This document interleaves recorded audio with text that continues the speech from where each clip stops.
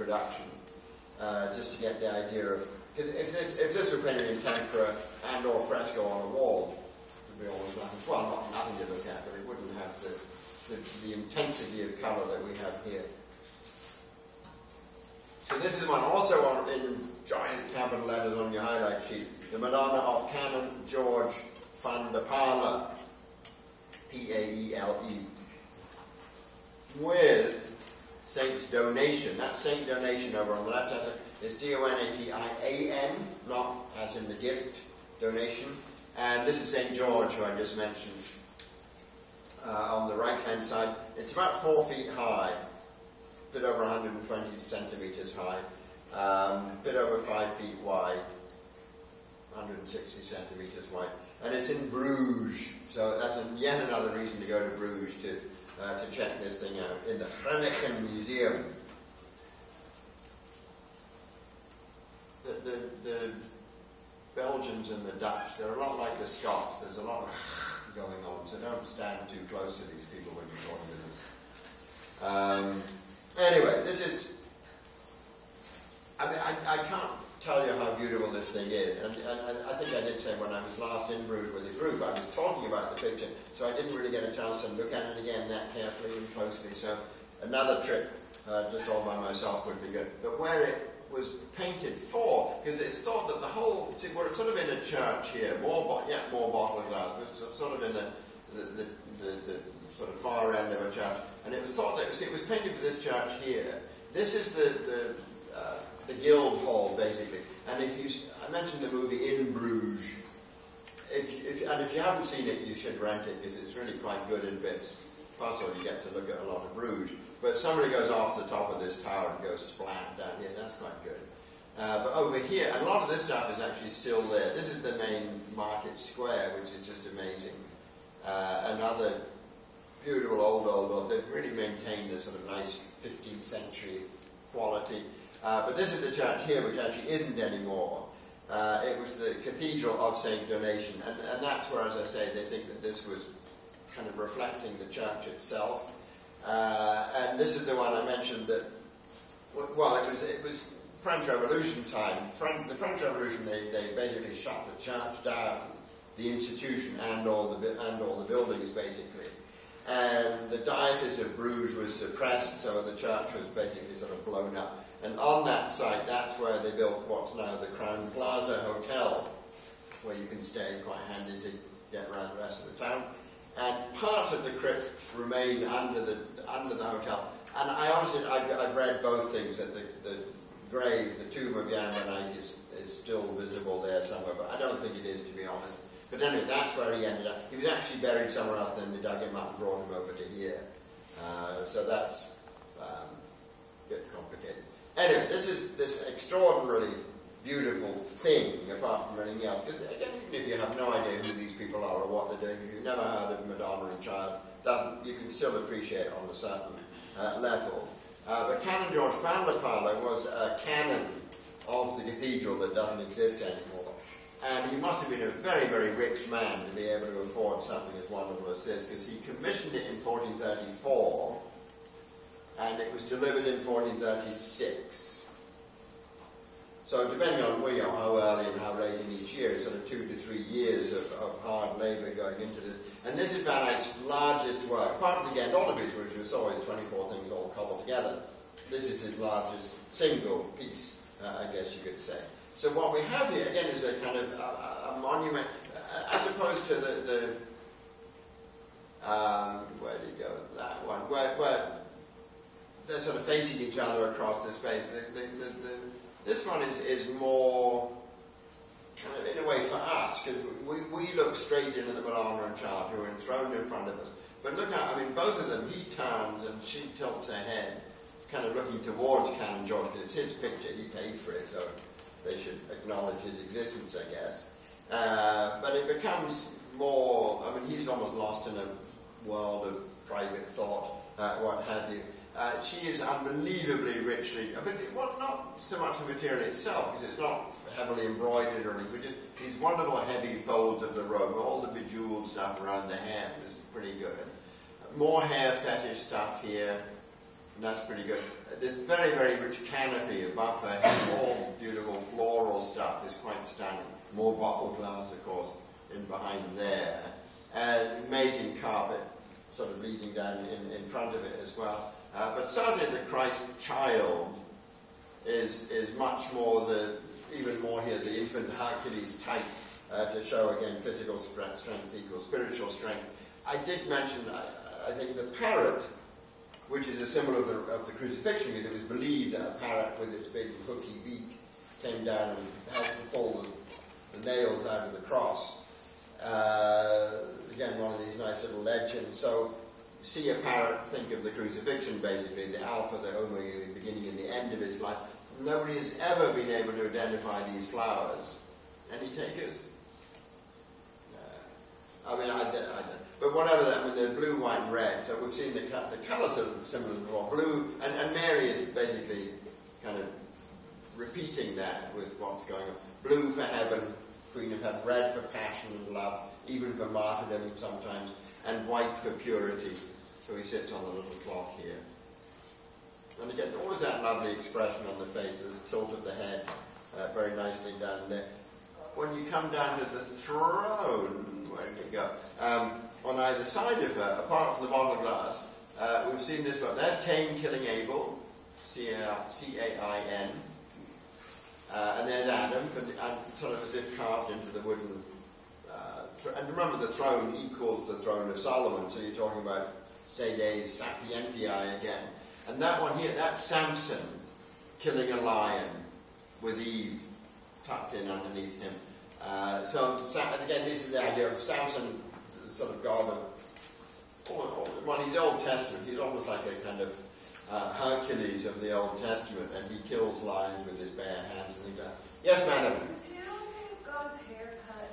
He got his hair cut by his naughty, wicked wife, Delilah, who she suckered him into confessing that his strength lay in his hair. So she snipped it off, and that was the end of him, sort of. It's one of those sort of, well, it depends whose side you're on, because sometimes it's kind of the women getting revenge for certain things. Other times it's us poor men who are the victims of crafty, scheming ladies. I think that's the one that usually works most for me, but you have to be a bit careful. Anyway, that's the sin that requires the coming of Christ, and this is basically just an idea of his strength, good against evil, that sort of business. All of this going on, and over on the left-hand side, this is the fellow Saint Donatian, D-O-N-A-T-I-A-N, who was the patron saint of the cathedral. I think he was the patron saint of Bruges itself. Might not be quite that much. He wears this amazing, the thing on his head, the bishop's hat, it's called a mitre, M-I-T-R-E. Again, this isn't quite such a nice detail, but it's wonderfully bejeweled. And this thing here, the cross, which again is very ornamental, it's a crozier, C-R-O-Z-I-E-R. And just one thing, see, there's another capital, it's just geometric. But over here, I'm pretty sure there's something about Abraham, who again was an Old Testament prophet-y type, who was an ancestor of Christ in Old Testament, as a kind of precedent for things that are going to happen in the New Testament. So he's pretty nice as well. And it's all of it, so it's an almost portrait-like. I get the idea of there being an actual model. Remember, all the way back to the Limburg brothers, they never used a model and just gave it away, basically. But what he's holding here is he's got a wheel with candles on it, because he was a Roman fellow, I think in about the 4th century, and he was martyred for his belief in Christianity, and they threw his body into the river Tiber, and this wheel with the candles floated downstream and stopped right above where he was. So his followers, his friends, jumped in and fished him out, and through the power of prayer brought him back to life. And he went off to France and became Bishop of Reims, R-E-I-M-S, and eventually they sort of dug up his remains and took them over to Bruges. That was in the 9th century. And so he is, again, the patron saint of the cathedral, so this hugely significant fellow. and you look at some of the details here on his. Some of these are photographs that I took sort of through the glass, probably 20 years ago at least. Old slides that I scanned, so not that good. But I think you can see clearly enough. This is St. Peter, who is the first pope. So again, because you obviously have your loyalty down to Rome. So there he is with the keys to the kingdom of heaven. And down below, we've met this before. There's St. John with the cup of snakes. Remember, we saw that on the outside of the Ghent altarpiece. So again, and you swear, I mean, when you're looking at this, and you get about, as you come in, you swear that's actual gold thread in the embroidery here. You have to be about 2 inches away before you realise it's just paint. It's just so extraordinarily, meticulously done. Quite wonderful. And then we're travelling over to the other side, crossing over this lovely cut. And again, look at, I mean, that's got to be fairly accurate orthogonal, as you would think, 38% of the space. So this is Canon George van der Pala with his namesake, because it's almost like remember all the way back to the Wilton diptych, the idea of the king being introduced to the divine Mary and Christ child by various saints. This is the same thing, in a sense. You've got George van der Pala with St. George, sort of, and you can see he is it's all about chivalry again. If you were a knight coming into the presence of the Queen in real life, you would doff your helmet as you went, because you couldn't have your hat on when you met the Queen. And so that's kind of reflecting actual protocol. But you look at, I mean, no, St. George never quite looks like that. I mean, that's so real and nice and kind of direct somehow. It's got this amazing chain mail.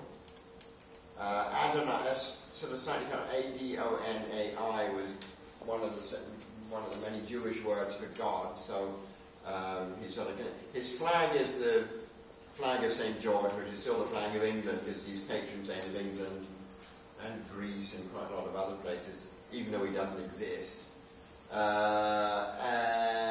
all the other details of the armour there is sort of, and then old Canon George. See, I think I pointed that out. Even the shadow that punches up that hand sort of creates the 3D sense of space there. And even the spectacles slightly magnifying the text on the book. Was St. George married? He rescues the princess. Oh, okay. Remember that the kills the dragon, rescues Cleodelinda, or she's got another name. And then they marry again and live happily ever after. It's all good fairy tale stuff. And that's a good point, I never noticed the ring. Because when you see ring, they're not always on, because I'm not sure exactly when they standardized putting the wedding ring on the third finger of the left hand. So sometimes you see them on other fingers, different hands.